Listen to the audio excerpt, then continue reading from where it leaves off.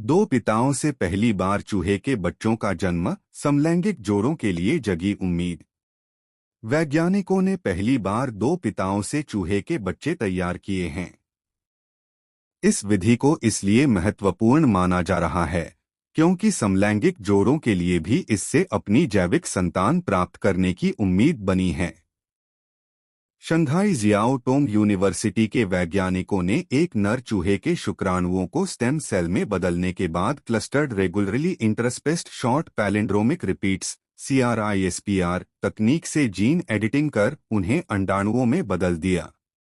उसके बाद दूसरे चूहे के शुक्राणुओं से इन अंडाणुओं का मेल कराकर भ्रूण तैयार किए। Science journal proceeding of the national academy of science PLAS में प्रकाशित शोध पत्र के अनुसार हालांकि वैज्ञानिकों ने सचेत किया है कि वे अभी इंसानों पर इस प्रयोग को करने में सक्षम नहीं हैं, लेकिन इससे स्तनधारियों में दो पिताओं से सफलतापूर्वक भ्रूण विकसित करने की एक नई तकनीक सामने आई है। वैज्ञानिकों को भ्रूण को बच्चों में विकसित करने में मदद तो मिली है, मगर इसमें सफलता दर काफी कम है। सरोगेट मदर बनी चूहिया में ऐसे 259 भ्रूण प्रत्यारोपित किए गए थे, जिनमें से सिर्फ 2 से बच्चे पैदा हुए।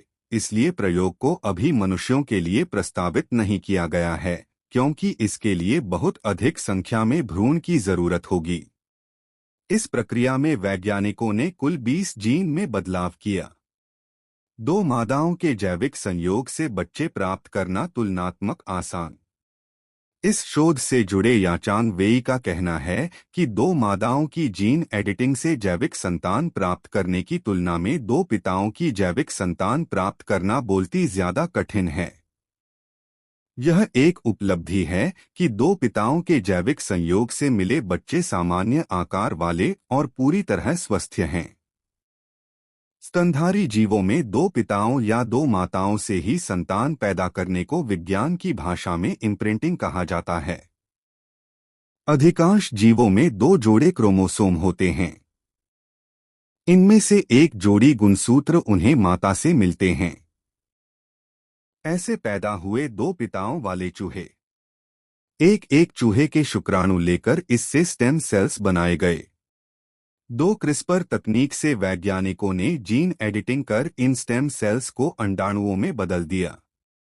3 दूसरे चूहे के शुक्राणु लिए गए।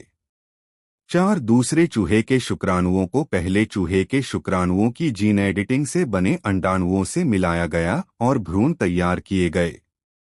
5 भ्रूण को सरोगेट चूहिया में इम्प्लांट किया गया। 6 इस तरह दो पिताओं के जैविक गुणों वाले स्वस्थ बच्चे पैदा हुए।